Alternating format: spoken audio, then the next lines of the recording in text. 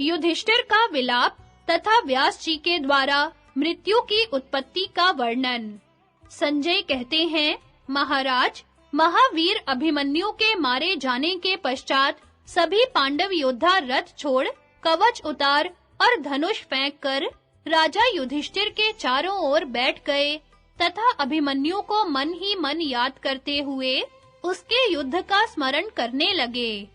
भाई का पुत्र अभिमन्यु जैसा वीर मारा गया, यह सोचकर राजा युधिष्ठिर बहुत दुखी हो गए और विलाप करने लगे। जैसे गौओं के झुंड में सिंह का बच्चा प्रवेश कर जाए, उसी प्रकार जो केवल मेरा प्रिय करने की इच्छा से द्रोण के दुर्भेद्य व्यूह में जा घुसा, युद्ध में जिसके सामने आकर बड़े-बड़े धनुर्धर और अस्त्र विद्या में कुशल वीर भी भाग गए, जिसने हमारे कट्टर शत्रु दुशासन को अपने बाणों से शीघ्र ही मार भगाया था, वह वीर अभिमन्यु द्रोण सेना रूपी महासागर के पार होकर भी दुशासन कुमार के पास जा मृत्यु को प्राप्त हुआ। सुभद्रा कुमार के मारे जाने के बाद अब मैं अर्जुन अथवा सुभद्रा को कैसे मुंह दिखाऊंगा? हाय, वह बेचारी अब अपने प्यारे बेटे को नहीं देख सकेगी। श्री कृष्ण और अर्जुन को यह दुखद समाचार कैसे सुनाऊंगा? आह, मैं कितना निर्दयी हूँ, जिस सुकुमार बालक को भोजन और शयन करने, सवारी पर चलने तथा भूषण वस्त्र पहनने में आगे रखना चाहिए था, उसे मैंने युद्ध में आगे कर दिया। अभी तो वह तरुण कुमार युद्ध की कला में पूरा प्रवीण भी नहीं हुआ था, फिर कैसे कुशल से लौटता? अर्जुन बुद्धिमान, निर्लोभ, संकोचशील, क्षमावान, रूपवान, बलवान, बड़ों को मान देने वाले, वीर और सत्य पराक्रमी है, जिनके कर्मों को देवता लोग भी प्रशंसा करते हैं, जो अभय चाहने वाले शत्रु को भी अभय दान देते हैं। उन्हीं के बलवान पुत्र की भी हम लोग रक्षा न कर सके। बल और पुरुषार्थ में जो अपना सानी नहीं रखता था, उस अर्जुन कुमार को मारा गया देखकर अब विजय से भी मुझे प्रसन्नता न होगी। उसके बिना पृथ्वी का राज्य, अमरत्व अथवा देवताओं के लोक का अधिकार भी मेरे लिए किसी काम का नहीं है। कुंती नंदन युधिष्ठिर जब इस प्रकार विलाप कर रहे थे, उसी समय महर्षि वेद व्यास जी वहां आ पहुंचे। युधिष्ठिर ने उनको यथोचित सत्कार किया और जब वे आसन पर विराजमान हुए, तो अभिमन्यु की मृत्यु के शोक से संतप्त होकर उनसे कहा, मुनिवर, सुभद्रा नंदन अभिमन्यु युद्ध कर रहा था। उस समय उसे अनेकों अधर्मी महारथियों ने घेर कर मार डाला है। मैंने उससे कहा था, हम लोगों के लिए व्यूह में घुसने का दरवाजा बना दो। उसने वैसा ही किया। जब स्वयं घुस गया, तब उसके पीछे हम लोग भी घुसने लगे, किंतु जयद्रथ ने हमें रोक दिया। योद्धाओं को अपने समान वीर से युद्ध करना चाहिए, किंतु शत्रुओं ने जो उसके साथ व्यवहार किया है, वह नितांत अनुचित है। इसी कारण मेरे हृदय में बड़ा संताप हो रहा है। बार-बार उसी की चिंता होने लगती है, तनिक भी शांति नहीं मिलती। व्यास जी ने कहा, युधिष्ठिर, तुम तो महान बुद्धिमान और समस्त शास्त्रों की ज्ञाता हो। तुम्हारे जैसे पुरुष संकट पड़ने पर मोहित नहीं होते। अभिमन्यु युद्ध में बहुत से वीरों को मारकर प्रौढ़ योद्धाओं के समान पराक्रम दिखाकर स्वर्ग लोक में गया है। भारत, विधाता के विधान को कोई टाल नहीं सकता। मृत्यु तो देवता, गंधर्व और दानवों के भी प्राण ले लेती है, फिर मनुष्यों की तो बात ही क्या है। युधिष्ठिर ने कहा, मुने, ये शूरवीर राजकुमार शत्रुओं के वश में पड़कर विनाश के मुख में चले गए। कहते हैं ये मर गए, किंतु मुझे संदेह होता है कि इन्हें मर गए ऐसा क्यों कहा जाता है। मृत्यु किसकी होती है, क्यों होती है, और वह किस प्रकार प्रजा का संहार करती है, तथा कैसे यह जीव को परलोक में ले जाती है। पितामह, ये सब बातें मुझे बताइए। व्यास जी ने कहा, राजन, जानकार लोग इस विषय में एक प्राचीन इतिहास का दृष्टांत दिया करते हैं। इसको सुनकर तुम स्नेह बंधन के कारण होने वाले दुख से छूट जाओगे। यह उपाख्यान समस्त पापों को नष्ट करने वाला, आयु बढ़ाने वाला, शोक नाशक, अत्यंत मंगलकारी तथा वेदा अध्ययन के समान पवित्र है। आयुष्मान पुत्र, राज्य और लक्ष्मी चाहने वाले द्विजों को प्रतिदिन प्रातःकाल इस आख्यान का श्रवण करना चाहिए। प्राचीन काल की बात है, सत्य युग में एक अकंपन नाम के राजा थे। उन पर शत्रुओं ने आक्रमण किया। राजा के एक पुत्र था जिसका नाम था हरि। वह बल में नारायण के समान था और युद्ध में इंद्र के समान। उस युद्ध में दुष्कर पराक्रम दिखाकर अंत में वह शत्रुओं के हाथ से मारा गया। इससे राजा को बड़ा शोक हुआ। उसके पुत्र शोक का समाचार जानकर देवऋषि नारद जी आए।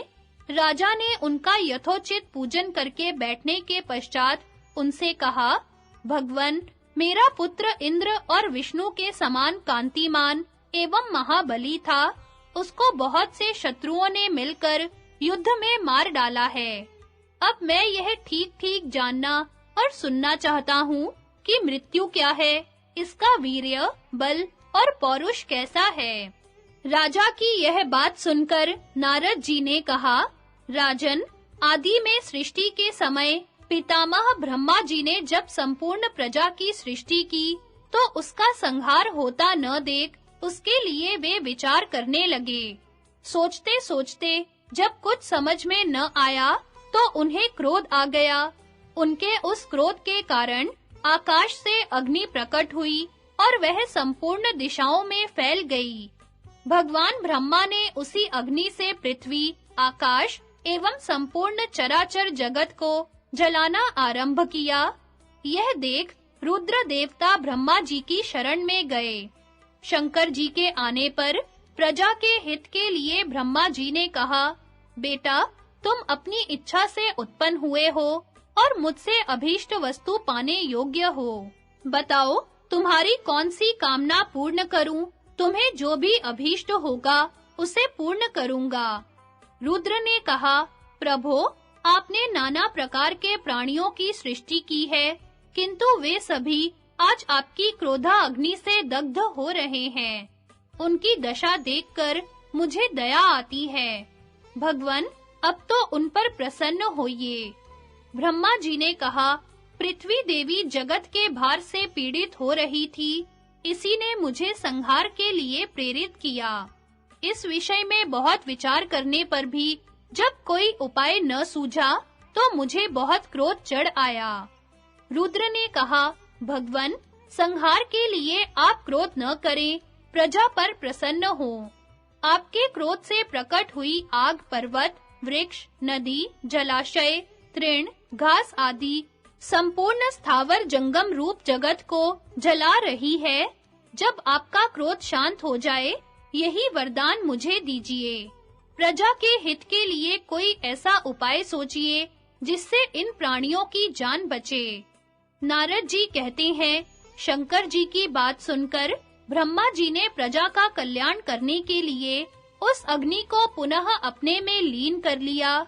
उसे लीन करते समय उनकी सब इंद्रियों से एक स्त्री प्रकट हुई। उसका रंग था काला, लाल और पीला। उसकी जिह्वा, मुख और नेत्र भी लाल थे। ब्रह्मा जी ने उसे मृत्यु कहकर पुकारा और बताया कि मैंने लोकों का संहार करने की इच्छा से क्रोध किया था, उसी से तुम्हारी उत्पत्ति हुई है। अतः तुम मेरी आज्ञा से इस संपूर्ण चराचर जगत का नाश करो, इसी से तुम्हारा कल्याण होगा। ब्रह्मा जी की ऐसी आज्ञा सुनकर वह स्त्री अत्यंत सोच में पड़ गई, फिर फूट-फूट कर रोने लगी। उसकी आंखों से जो आंसू झर रहे थे, उसे ब्रह्मा जी ने हाथों में ले लिया और उसे भी सांत्वना दी। तब मृत्यु ने कहा, भगवन, आपने मुझे ऐसी स्त्री क्यों बनाया? क्या मैं जानबूझकर यह अहितकारक कठोर कर्म करूं? मैं भी पाप से डरती हूँ। मेरे सताए हुए लोग रोएंगे। उन दुखियों के आंसुओं से मुझे बड़ा भय हो रहा है। इसलिए मैं आपकी शरण में आई हूँ। मुझे वर दीजिए। मैं आज से धेनुका आश्रम में जाकर आपकी ही आराधना में संलग्न हो तीव्र तपस्या करूंगी। रोते बिलखते लोगों के प्राण लेने का काम मुझसे नहीं हो सकेगा। मुझे इस पाप से बचाइए। ब्रह्मा जी ने कहा, मृत्यो, प्रजा का संहार करने के लिए ही तुम्हारी सृष्टि हुई है। जाओ, सब प्रजा का नाश करती रहो। इसमें कुछ विचार करने की आवश्यकता नहीं है। ऐसा ही होगा, इसमें कभी परिवर्तन नहीं हो सकता। तुम मेरी आज्ञा का पालन करो, इसमें तुम्हारी निंदा नहीं होगी। ब्रह्मा जी के ऐसा कहने पर वह कन्या प्रजा के संहार की प्रतिज्ञा किए बिना ही तप करने की इच्छा से धेनुका आश्रम में चली गई। वहां से पुष्कर, गोकर्ण, नैमिष और मल्याचल आदि तीर्थों में जा-जाकर अपनी रुचि के अनुकूल कठोर नियमों का पालन करती हुई शरीर सुखाने लगी। वह अनन्य भाव से केवल ब्रह्मा जी में ही सुदृढ़ भक्ति रखती थी। उसने अपने धर्माचरण से पितामह को प्रसन्न कर लिया। तब ब्रह्मा जी ने प्रसन्न मन से उससे कहा, मृत्यो, बताओ तो सही, किस लिए यह अत्यंत कठोर तप कर रही हो? मृत्यु बोली, प्रभो, मैं आपसे यही वर चाहती हूँ कि प्रजा का नाश न करूं। मुझे अधर्म से बड़ा भय हो रहा है, इसीलिए मैं तप में लगी हूँ।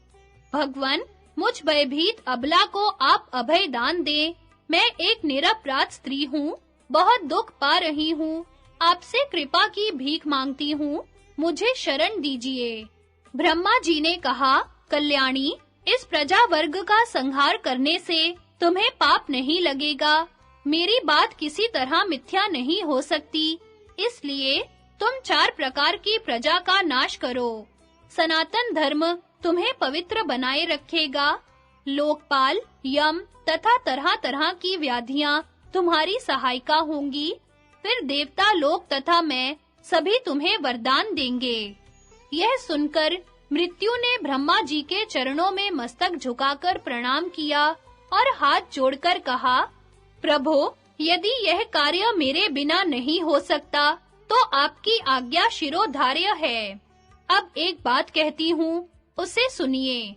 लोभ, क्रोध, असूया, ईर्ष्या, द्रोह, मोह, निर्लज्जता तथा परस्पर कटु वचन बोलना, ये नाना प्रकार के दोष ही प्राणियों की देह का नाश करें।